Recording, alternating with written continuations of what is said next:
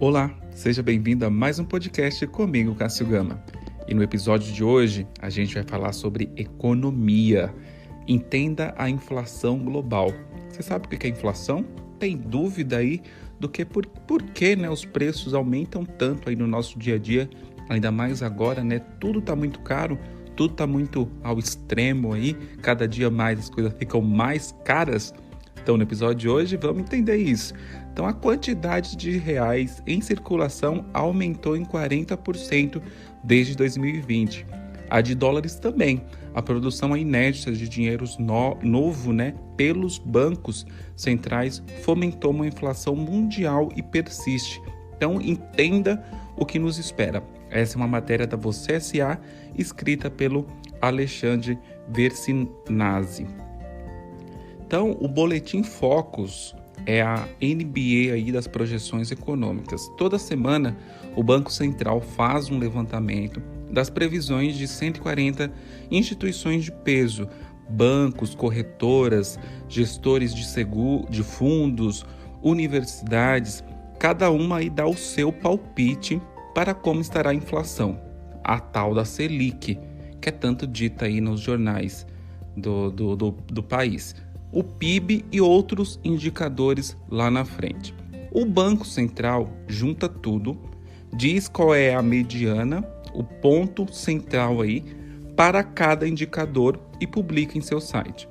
A pesquisa é semanal e existe por um bom motivo. Prognóstico são a gasolina do mercado financeiro. Então, os presságios sobre como estará a economia no futuro são o que move o dinheiro no presente. Então, nada melhor, do que pegar aí as hipóteses de quem mais entende do riscado e achar aí o consenso. Então, a tendência é que esse grande termo da elite aí do mercado produza hipóteses sólidas. Mas não tem funcionado. Em maio de 2021, os sacerdotes aí financeiros que o Banco Central consulta prévia que o IPCA fecharam aquele ano em 5%, no mundo real deu o dobro disso, 10,6%.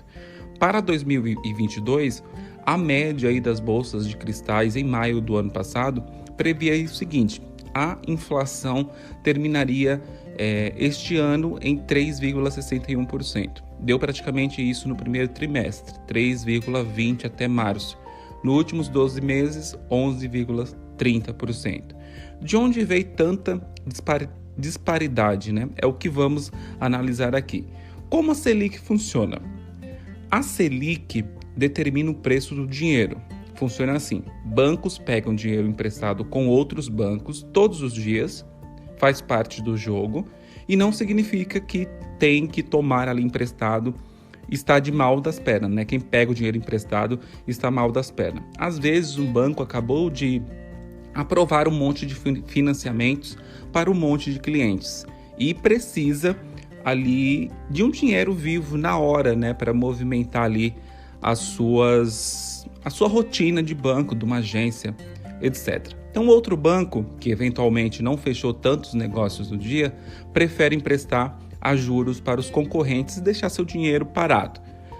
Ainda mais porque o retorno é garantido. Então, bancos fazem poupança na forma de títulos públicos. E nessa modalidade de empréstimo entre cachorro grandes, eles deixam seus títulos públicos como garantia. Esse troca-troca de dinheiro é livre. Cada banco cobra o quanto quiser do outro. Ao final de cada dia, apura-se a taxa média dessa ciranda de empréstimos.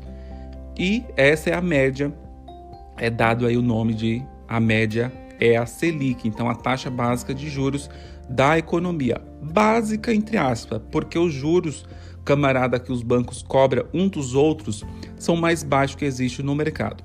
Para nós, os mortais, resta pegar a emprestado dos bancos, que sempre vão cobrar a Selic mais um extra, o spread, que é de onde vem os lucros deles.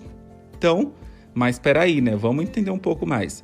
Se cada banco cobra o que bem entender, por que sai do noticiário isso de o Banco Central aumentou a Selic para tantos por cento? Por causa do seguinte: todos os dias o Banco Central entra de gaiato nesse troca-troca. de dinheiro entre os bancos e passa a agir com seus poderes mágicos. E nessa ciranda entre cachorros grandes, né? Ele é um Rottweiler aí de 2 toneladas. Então o Banco Central possui aí um cofre mágico infinito. Quando ele entra na roda de empréstimo e topa emprestar aí 10 milhões para o banco tal, ele só digita ali 10 milhões na conta que o tal banco tem, né, no Banco Central e pronto. Esses 10 milhões não saem de lugar nenhum. Então o Banco Central cria dinheiro novo do nada. Então isso torna o Banco Central líder em conteste aí da matilha. Então quando a entidade quer que a Selic baixe, ele começa a emprestar dinheiro a rodo. Então a taxa média aí dos empréstimos interbancário está em 10%. Então o Banco Central ele vai lá e oferece dinheiro vivo a 8%. Vida louca, né? Nisso a Selic cai. Então é assim que o Banco Central controla a Selic. O que a entidade faz não é exatamente fixar a taxa básica de juros, é traçar uma meta. Quando ele quer baixar o preço do dinheiro, distribui a empréstimos interbancários a juros mais baixos que os bancos de verdade. O que sai no noticiário, enfim, é a meta da Selic. Quando o Banco Central diz que ela é 12,75%, significa que ele vai fechar a torneira de dinheiro novo até o momento em que a média dos juros interbancários fique ao menos bem próxima aí dos 12,75%, né? Então o Banco Central faz a Selic baixar quando quer dar uma força para a economia. Tipo, o desemprego está em alta. O desemprego está em alta ali? Bora lá emprestar toneladas de dinheiro para os bancos a juros baixos. Aí é torcer para que eles emprestem aí os juros mais baixos também. Então esses empréstimos se transformam em financiamento imobiliário, que aumenta a atividade da construção civil, em capital de giro, que banca aí a expansão de empresas, em máquinas agrícolas, que aumenta aí a produtividade no campo para manter todo mundo aí alimentado. Lindo, né? Mas há um efeito colateral. A produção de edifício, máquinas agrícolas e seja lá o que for, nem sempre acompanha a produção de dinheiro novo. Então a tendência é que mais hora ou menos horas haja mais dinheiro em circulação do que coisas para comprar com esse dinheiro. Aí não tem outro caminho, os preços sobem, Selic baixa demais por tempo demais e cria tal de inflação. E daí vem a inflação de hoje. Vamos ver como ela apareceu. Então, gargalos, né? Entre 2020 e o início de 2021, o Banco Central reduziu a meta da Selic para o menor nível da história, 2%. Natural. A pandemia tinha baixado violentamente a atividade econômica, o desemprego subiu 11%, no pré-Covid para os assustadores 14%, o PIB, ou seja, a produção de bens e serviços, recuaria 3,9% no primeiro ano de pandemia. A terceira maior recessão da história, atrás aí apenas da de 1990, que foi menos 4,35%, e de 1881, menos 4,25%. Era ou baixar os juros ou esperar pela instauração da barbárie. Então deu certo, o PIB fechou em 2021 em alta, 4,6%, a maior aceleração desde 2010, que tinha sido de 7,53%. Então o desemprego recuou lá dos 14,9%, que volta para a casa dos 11%, tudo graças a uma avalanche de dinheiro novo. Então, para ter uma ideia, em fevereiro de 2020, logo antes da pandemia, havia 3,03 trilhões de reais em circulação no Brasil, na forma de dinheiro de papel, depósito em conta corrente, poupança, CDBs e outras aplicações fáceis de resgatar. 2 anos depois, eram 4,2 trilhões de reais, 40% a mais. Então, de cada R$4 que giram na economia brasileira, R$1 veio à luz da pandemia, lá na maternidade do Banco Central. Então a produção, porém, não subiu no mesmo ritmo e nem teria como aumentar tanto em tão pouco tempo e isso vai criando gargalos. Um exemplo, em 2021, com os juros na baixa histórica, a demanda por maquinária agrícola bombou, mas a oferta de novos tratores, arados e colheitadoras não acompanhou. Então, os preços entraram em leilão, aumentaram em média de 23%. No mundo dos fertilizantes e agrotóxicos, pior ainda, aumentou aí de mais de 100%. Tudo isso aumenta o custo de produção. E quem paga a conta lá na frente é o consumidor final. Mas não é só o dinheiro novo na economia que alimenta a inflação, é o dinheiro novo dos outros países também.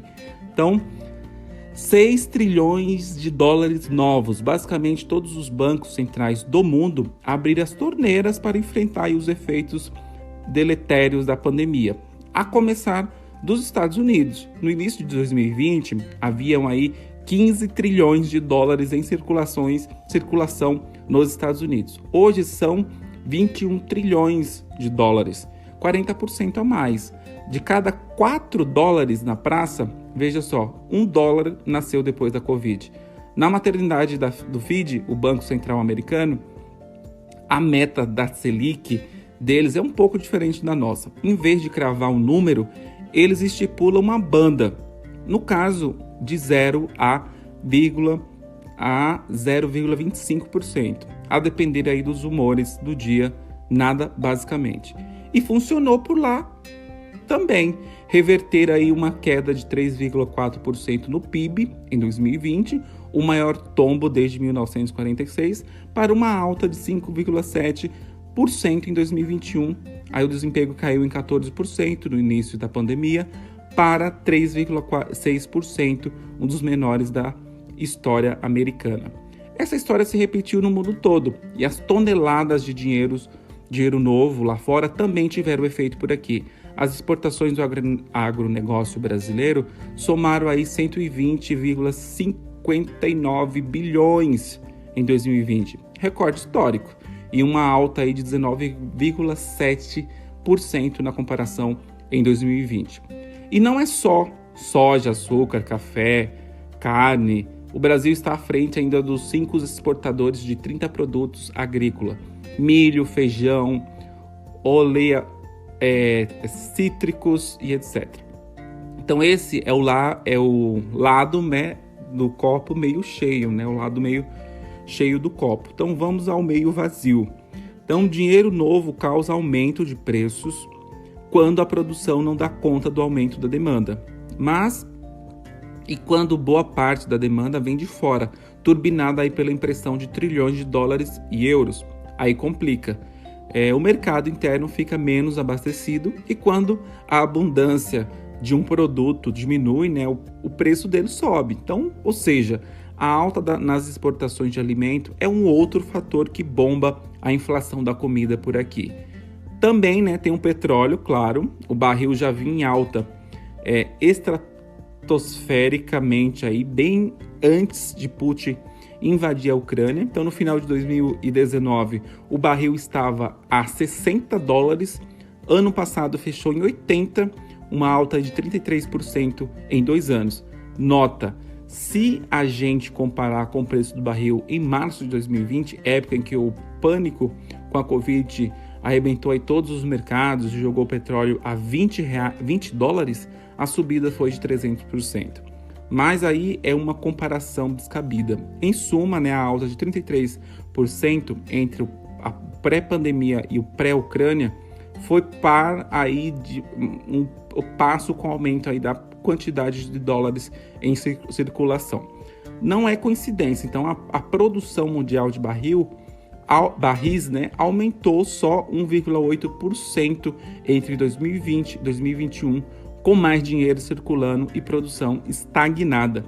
Os preços não têm outra direção para seguir, senão para cima. Aí você subiu o petróleo, subiu tudo, a começar aí pelos alimentos, já que eles não chegam de bicicleta aos centros de distribuições, mas uma amostra de como a impressão do dinheiro tende a deixar tudo mais caro, mesmo quando nenhum centavo dessa grana nova foi parar no seu bolso, e o que temos nesse momento é algo raro, uma inflação global. Nos Estados Unidos, ela fechou em março em 8,5%, para os últimos 12 meses, a maior em 40 anos. Na zona do euro, 7,4%, a maior da história da moeda. Entre as 24 maiores economias do mundo, a média é de 6%, a maior desde o início da década de 1990. É possível prever o tamanho do buraco inflacionário que a manutenção de juros baixos demais por tempo demais pode deixar em cada país. E agora, com o movimento de produção de dinheiro novo global, o mundo aprendeu que as pressões inflacionárias de diferentes países se retroalimentam, o que deixa aí qualquer previsão ainda mais imprecisa. E a questão que fica e agora? A virada de chave, né? Agora vamos passar para um momento oposto, um ciclo de alta global nos juros. Quando a inflação se impõe, os bancos centrais aí não têm nada a fazer que não seja inverter a chave e fechar as torneiras de dinheiro novo lá nos empréstimos interbancários. Além de fechar a torneira, eles abrem o ralo, passam a pagar juros altos aos bancos comuns para tomar empréstimos deles. Quando isso acontece, os bancos deixam de trocar dinheiro entre si e passam a emprestar para o Banco Central. Não que o Banco Central precise de dinheiro, ele só pega e guarda, com o objetivo de drenar a moeda da economia. Outra ferramenta que eles têm para isso é vender títulos públicos para os bancos a preços camaradas. Então os bancos aproveitam para comprar mais títulos e reforçar aí suas poupanças. Então passa a contar aí com menos dinheiro vivo para emprestar aos setores produtivos, com uma quantidade menor de grana circulando na praça. A demanda por máquinas, fertilizante, diesel e o que mais for por aí, e os preços baixam. Então, nosso Banco Central foi um dos primeiros no mundo a começar aí com uma alta nos juros. Eles saíram dos 2% ainda no início de 2021 e chegaram aí aos 11,75% em março e deve ir aí a 12,75% em abril. O efeito, vale lembrar, aí nunca é imediato. Você precisa de meses ou anos com juros lá em cima para que a inflação desacelere de fato. Os Estados Unidos começaram a fechar suas torneiras mais tarde. Em 2022, aumentaram a banda para a faixa de 0,25% a 0,50% e começaram um programa massivo de venda de títulos públicos para reforçar a drenagem de dinheiro. Medidas assim, tomadas no mundo todo, devem baixar a inflação, mas ora menos, ora, né? O problema é que isso também tem um efeito aí colateral, não menos indigesto, né? Que os aumentos dos preços, recessão, tal. Juros altos, demanda aí por tempo demais, pressiona o PIB para baixo e o desemprego para cima. Então eles matam a inflação, a golpe aí, estagnação da economia. Para piorar, a invasão da Ucrânia pela Rússia, né, também tem seus efeitos recessivos, já que deixa o mundo com menos petróleo e menos alimento. Ambos são grandes exportadores de grãos.